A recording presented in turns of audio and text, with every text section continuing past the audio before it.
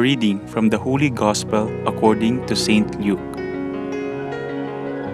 The crowds asked John the Baptist, "What should we do?"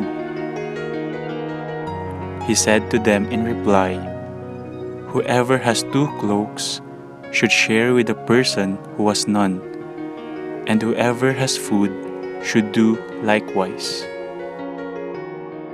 Even tax collectors came to be baptized, and they said to him, "Teacher, what should we do?" He answered them, "Stop collecting more than what is prescribed." Soldiers also asked him, "And what is it that we should do?" He told them, "Do not practice extortion, and do not falsely accuse anyone, and be satisfied with your wages." Now the people were filled with expectation, and all were asking in their hearts whether John might be the Christ. John answered them all, saying, "I am baptizing you with water, but one mightier than I is coming. I am not worthy to loosen the thongs of his sandals. He will baptize you with the Holy Spirit and fire.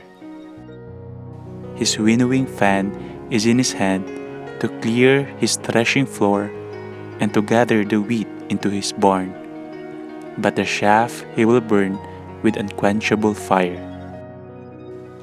Exhorting them in many other ways, he preached good news to the people. The Gospel of the Lord.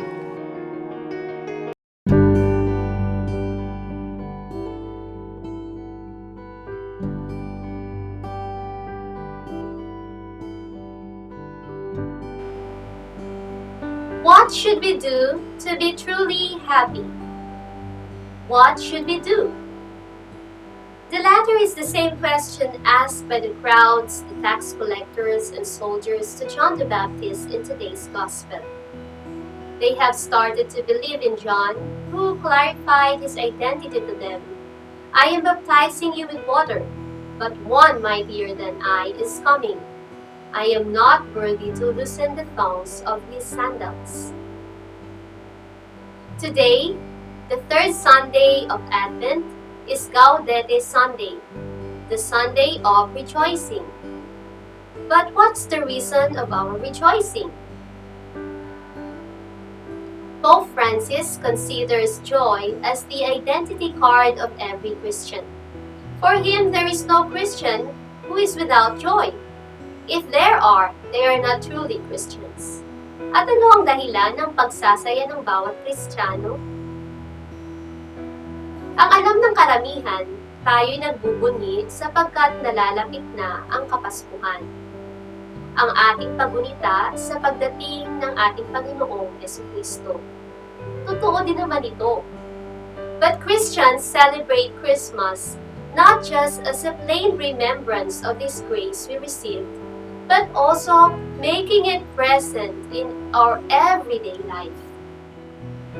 We keep in mind and in our hearts that this grace is joy of having been chosen by Jesus, saved by Jesus, regenerated by Jesus, the joy that even with the crosses and sufferings we bear in life, we find peace and hope in the certainty that Jesus accompanies us and is with us. Yes, God is with us, and He desires to remain with us all the days of our life, so that our joy may be full.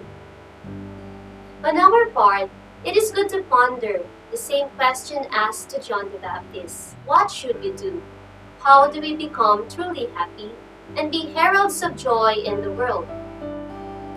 John told the crowds to share their cloaks with those who have none, the tax collectors to stop collecting more than what is prescribed, and the soldiers not to practice extortion, not to falsely accuse anyone, and be satisfied with their wages. In their context, these are the ways to be truly happy. St. Paul, in his letter to the Philippians, tells us that rejoicing comes with diffusing kindness, living in prayer and gratitude, and not in anxiety, trusting that God's peace is guarding our minds and our hearts. Then what should we do to be truly joyful? Simply remain in the Lord, be grateful, and do good. Then the Lord who is in our midst will rejoice over us with gladness and renew us in His love.